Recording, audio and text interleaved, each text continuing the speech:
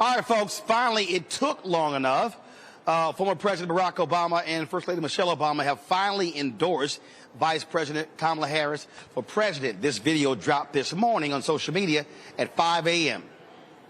Kamala. Hello. Hi. Hey there. Oh, hi, you're both together. Oh, it's good to hear you both. I can't have this phone call without saying to my girl Kamala, I am proud of you. This is going to be historic. We called to say Michelle and I couldn't be prouder to endorse you and to do everything we can to get you through this election and into the Oval Office. Oh, my goodness. Michelle, Barack, this means so much to me. I am looking forward to doing this with the two of you, Doug and I both, and getting out there, being on the road. But most of all, I just want to tell you the words you have spoken and the friendship that you have given over all these years mean more than I can express. So thank you both. It means so much. And we're going to have some fun with this too, aren't we?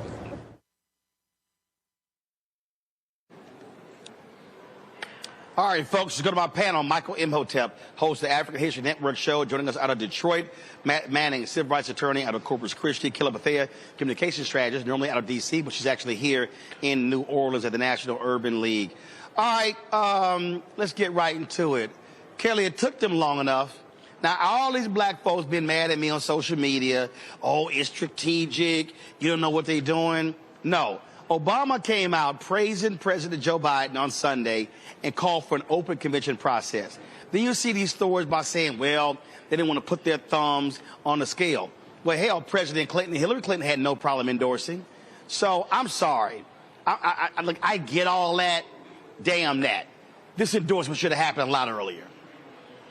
I completely understand where you're coming from, but I also understand the Obamas in that they have traditionally been very traditional in their endorsement style and strategy. And what I mean by that is, typically speaking, since Obama has been on the scene as president, he has not endorsed really anyone until they have officially been the Democratic nominee. So I respected his decision regarding that matter, but these are different times, and Harris needs all the help she can get as soon as she can get it. So I think that message rang loud and clear with the Obama camp, and they acted accordingly, and that's what you see here now. So, you know, we're here now. Let bygones be bygones. The endorsement's there. It's locked. We're loaded. Let's just go. You know what? I get it. I get the whole traditional thing here, Matt, but ain't nothing traditional about this race. And I just think, as all the potential, potential candidates begin to endorse her, fine. After that all happened on Monday, this should have came on Tuesday. And you saw what happened by the afternoon on Monday, I believe. Even Nancy Pelosi had to endorse Kamala Harris. Yeah, but I mean, frankly, I think that's kind of much ado about nothing. I think they've made their endorsement. I think the Democratic Party has to approach this, you know, differently than they would in a normal cycle. However, the Obamas are leaders in this party, and as long as the endorsement came early enough for it to matter, which is now, I think it's enough. I don't know their reasons for withholding that. I did see in the chat somebody said they were calling for an open convention. That may have been their position originally, and that position may have changed, but I did read in preparation for the show that they've got a long relationship, I think 20 plus years. There were times where she supported them when he was running for president. He supported her when she was running for attorney general. So rather than guessing, I would say I'm glad they made the endorsement, and I think that that's going to continue to buoy her and her progress forward. Well, that's my point, Michael. If you got a long relationship, damn it, you should have been a lot quicker. Well, you know, one thing I've learned about politics, Roland, is that everything doesn't happen the way you think it's going to happen or on the time frame it's going to happen. You know, people, Sunday, people were saying, oh, Senator Schumer and Minority Leader Hakeem Jeffries didn't endorse. And then I think it was between Tuesday and Wednesday, they endorsed. They said, oh, Nancy Pelosi didn't endorse. Monday, Nancy Pelosi endorses. Then we see here the Obamas endorse in a rather dramatic fashion because it's part of a campaign ad. So now I think it's also important to understand there was bad blood between Obama and Biden, because Biden felt Obama was trying to push him out.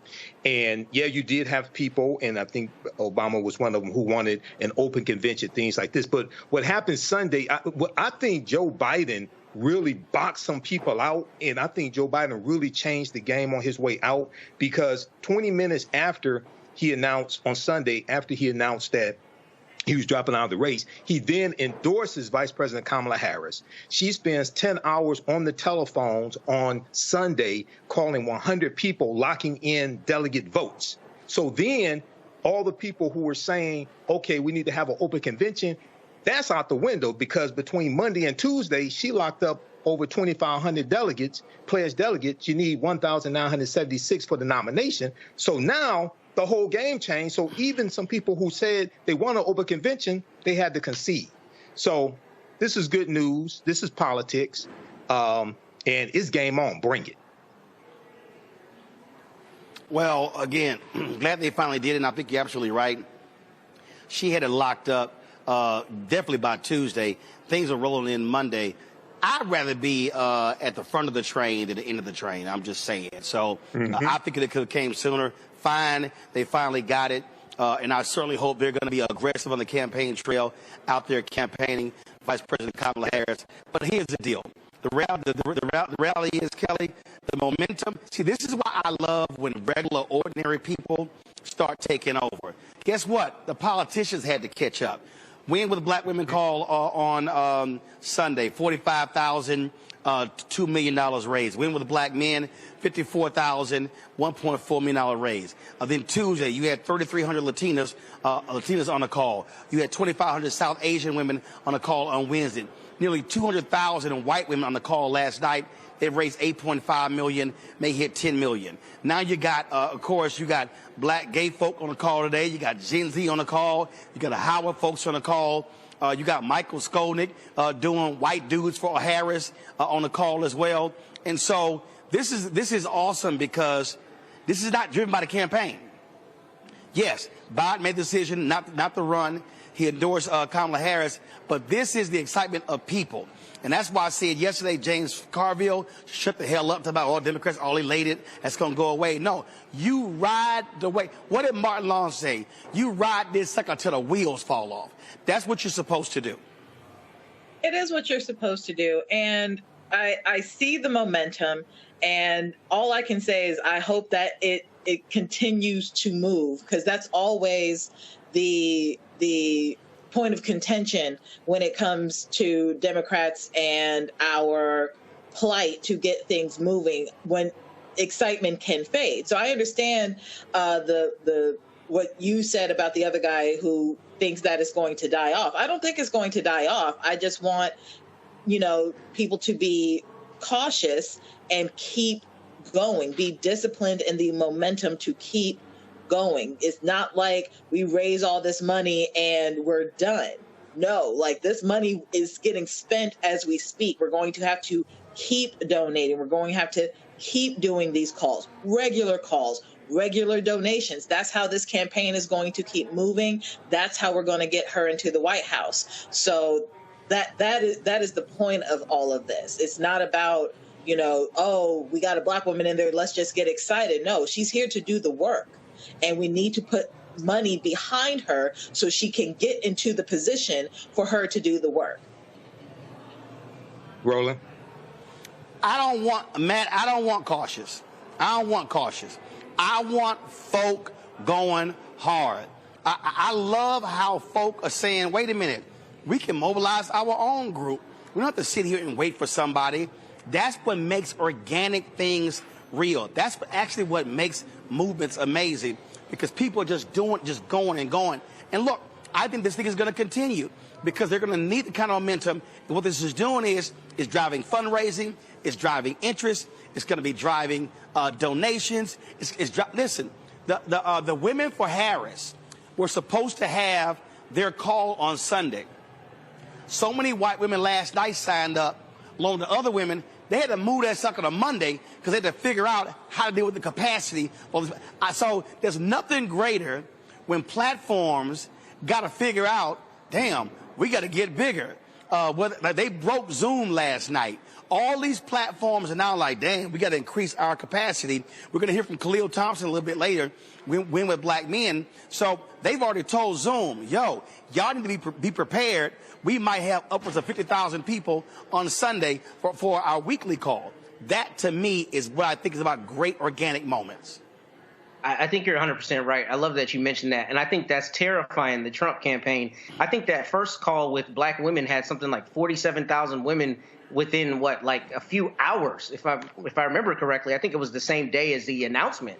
I saw many women that I know posted. Yeah, it was Sunday. It was Sunday night.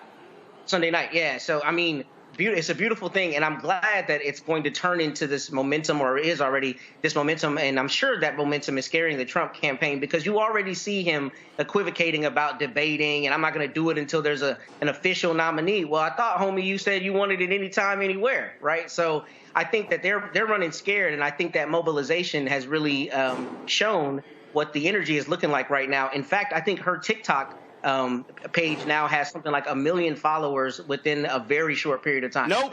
No. More than that? 2 million. 2 million. 2 million.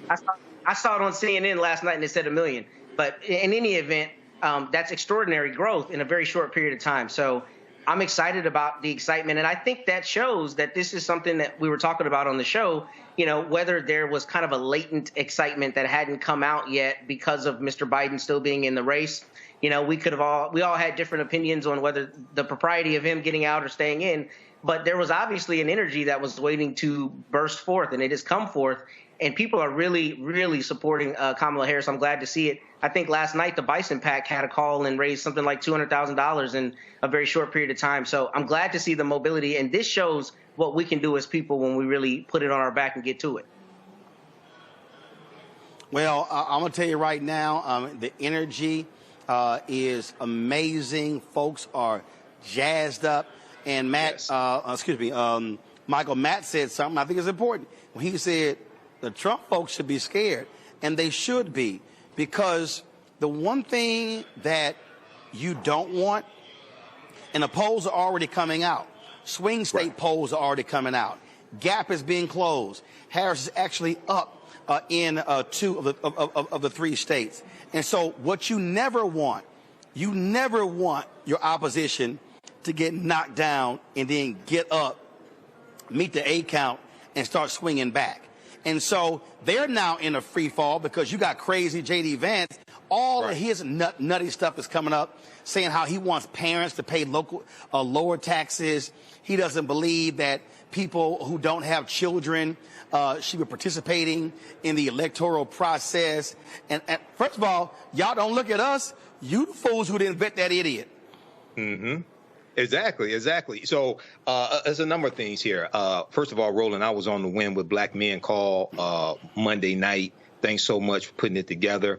I also donated. I was one of the 20,000 African-American men on the call. I shared the information on my social media platforms. The one suggestion I would make is for the next one, Roland, have some Sigmas on talking, like somebody like me, okay? Because I ain't seen any Sigmas. But, I'll forgive you this time. First of all, let me be real clear. If we throw a rock, we can hit an alpha in leadership. Don't blame us for that. That we can't throw a rock and hit a Sigma in leadership. Oh, Roland, you can hit Sigma in leadership as well. Michael. Now, Michael, it ain't that many Sigmas in leadership compared to alphas. You can talk to Sigmas that you have on this show dealing with politics, like myself, okay? But let's continue. That's one. That's one. It only takes a few of us. Okay. To rock this bad stuff. That's all you need. All right. Listen, don't hate because alphas rule. You need to finish your little comment because all you're doing is embarrassing yourself. No, come on. I'm gonna make it live.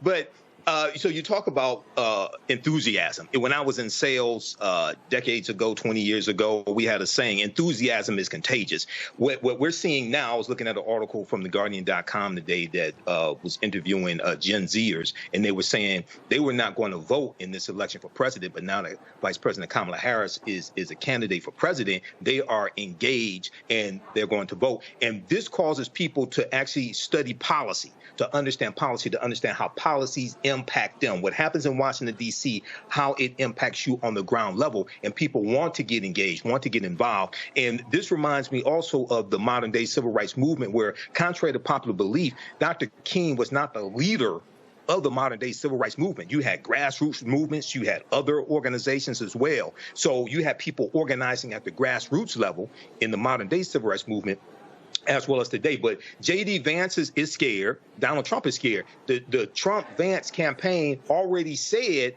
a few weeks ago that J.D. Vance would not debate Vice President Kamala Harris in the vice presidential debate. Okay, now you have Donald Trump backpedaling, and the reason why he's backpedaling is because criminals are usually afraid of prosecutors, and she is going to prosecute the hell out of Donald Trump, and he knows it, and he's scared, and he should be scared. So we're in it to win it. Is Harris and whoever she picks as her nominee, but we have to mobilize, engage like never before, because this election right here is the most consequential election since the 1876 presidential election that brought about the end to Reconstruction. So this is about life or death. Yep, and I'm glad you mentioned Dr. King. He was an alpha. All right, y'all, got to go to a break and come back. Gen Z is having... Williams was a Sigma. Gen Z, you don't want to start. You don't want to start. You do not want to start. The roll call is too deep, son. It's too deep. You know this. All right, when we come back, Gen Z is having their political call. We'll talk to them next about that right here on Roland Martin Unfiltered on the Black Star Network. All right, let's go back to our panel. Michael, the point that Mark Morial made there about good economic news. I was reading a story earlier today that said that Biden Harris have not been able to really break through with their message when it comes to economics. I think this is an opportunity for Vice President Harris to actually do that, to really create a cohesive message. I got one graphic that showed that the manufacturing that has happened under Biden-Harris, we haven't seen this level of new manufacturing in 100 years. Manufacturing jobs, 800,000 manufacturing jobs. Absolutely. We got the news, I think it was yesterday, the economy grew by 2.8%. So, yeah, and I think the Harris campaign, I think, is going to be better at utilizing social media than the Biden-Harris campaign. And you've got to utilize social media, TikTok videos, Instagram videos, Facebook, YouTube, all of that to flood the zone to counter the misinformation and disinformation that's out here. I was looking at the chat here on YouTube, and somebody said we want tangible policies from Harris and things like this. You got tangible policies from Biden-Harris, $16 billion for HBCUs, record number of funding for HBCUs, 2.6 million jobs for African Americans, the fastest growth of African American businesses in 30 years. You had an Imhotep anti-lynching bill, the first anti-lynching bill in 122 years. You had 15 million jobs created. You had the lowest unemployment rate in April 2023 at 4.8% for African Americans. You had 1 million African American children lifted out of poverty because of the $1.9 trillion American Rescue Plan that no Republican Right. But the point I'm making there is, that is a lot there. But you have to create a cogent message that breaks through where people go, oh, I get it. And the problem is that's what they have not been able to do. They haven't been able to do it, and you have to direct people to where the information is. Put it where the goats can get it, as my frat brother Joe Madison said, our ancestor Joe Madison, my frat brother Roland. Put it where the goats can get it as well. So, and then an election is binary. And one of the mistakes that people make is they just look at the Democrats, but they don't compare that to the policies of the Republicans. The Biden-Harris administration is immensely, exponentially greater than the Trump-Pence administration. Okay, so you have to compare those policies as well. And oftentimes here on this show, I tell people, if you just Google how have the policies of the Biden-Harris administration helped the African American community, the first thing that comes up is a 36-page document that walks you through policy by policy at whitehouse.gov that shows you the evidence. Okay, I would say the Harris campaign needs to take each one of those topics, make a TikTok video out of it. Well, as Joe Madison's mentor, Dick Gregory, my frat brother, would say, yes, you actually have to give them the right information. Just letting you know. Listen, communication, being able to communicate is a huge part of this. You can't make it complicated, Kelly. You got to make it simple. You don't have time to explain folk in 20, 30 minutes. And so I think the Harris team really has to figure out what that message is going to be, speaking on the economic issues, because people still, yes, all these other things are happening, growth of the economy, all those things, but if people are still being impacted by rent, by, as I said to Mark, by food prices, things like those lines, that's what they're feeling on an everyday basis. Absolutely. And we've talked about this on your show ad nauseum, that Democrats can have to get off of their high horse when it comes to communications and really meet people where they are and start talking in layman's terms, meeting people where they are when they communicate what exactly is going on in the administration. Because, like everybody on the panel has said today and in panels past, the Biden-Harris administration has done so much. And it is unfortunate that it is only communicated in an infographic right now in order to push Harris to the finish line of the presidency. But again, we're here now. Something like you said earlier, I've been at the Urban League conference all week, and Representative Jasmine Crockett was recently on a panel today. And one of her big things that she said that pushed her to the finish line in her campaign when she was running for her state position back in the day was she talked to people experiencing homelessness, and small acts of kindness such as giving them water pushed them to vote for her. She didn't realize that they were registered voters too, and they listened to the issues too, and they voted for her because for the first time in a very long time, if ever, there was a politician who listened to them and actually cared about what they cared about. And those are the types of communication styles that need to happen up and down the ballot, certainly with the Harris administration. Or, well, we're speaking that into existence, the Harris campaign, right? Where we need to meet people where they are, and we need to listen to them, not just hearing them to hear or, passive aggressive listening. We need to actively listen to what people have to say and incorporate that into our communication styles moving forward. And the reality here, Matt, that is, listen, by having a different candidate with a different style, I think you're absolutely going to see a different type messaging. We've already seen it for Harris for president. I think you're right. And I think she's at a huge advantage because as lawyers, especially prosecutors who have to prove cases, most of the time, those lawyers are able to effectively in a bullet point or in short succession explain to people why their case should be proven, and in this instance, in a policy context. Vicky Kirkendall in the comments on YouTube said basically exactly what I was thinking. I think their messaging not only needs to make it layman's terms and as simple as possible, but that messaging needs to correlate to quality of life issues. I think the most effective messaging is if they say, our policy is X, and what that ends up being is X more dollars in your pocket, or X other program that you're able to avail yourself of to make your life better. And I know they've done that to some extent, but one of the things I've seen people complaining about is we don't really know what Kamala's done. She doesn't really know what her plan is. She hasn't told us her plan.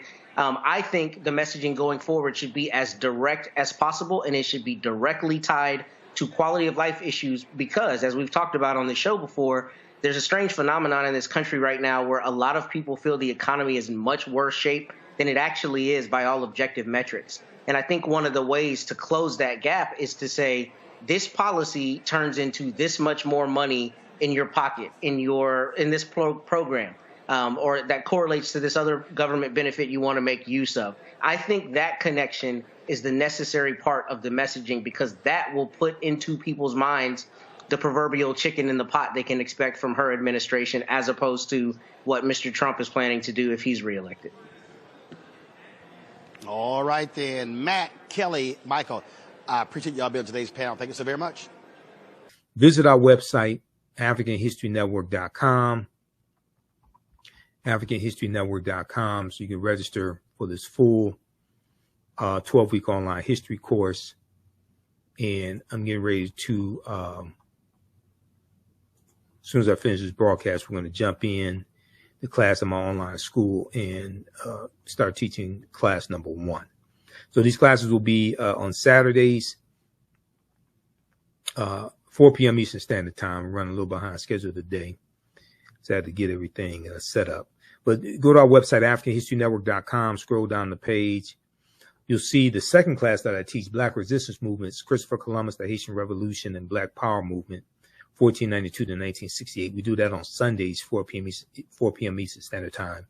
So click right here to register for the second course. You can register for the course bundle for both classes on sale for $120. Click right here to register for the course bundle. This content is PG-13, so you can use this with your children also. I don't do a lot of cursing. It's nothing like that. It's a very visual class. So we have 200 slides in the PowerPoint presentation, video clips that we look at, book references, 80 to 100 articles. And then, we have class number 1 of Ancient Kemet, the Moors, and the Ma'afa, Understand the Transatlantic Slave Trade. Click right here to register for that. And the class lesson plan is here for the full course. You can download the class lesson plan. Okay, so there's a ton of information that we cover in this class. I'm just giving you a brief overview. Okay, so have you all learned anything so far? How do you all like this type of information? And who still needs to register for this class? So when we scroll down, we look at some of the other content that we'll cover. We'll look at archaeological discoveries that keep causing the scientists and archaeologists and paleontologists to push the timelines back. And these are archaeological discoveries that show an African presence in parts of the world earlier than people thought. Okay. So there was one good article, Recap Humans Are 100,000 Years Older Than We Thought. This is from the New York Post. We'll look at the lost city. There were 2 lost cities of Egypt. One, dazzling Aten, which was discovered a few years ago, but then also Tanis Heraklion, which was discovered about 2013.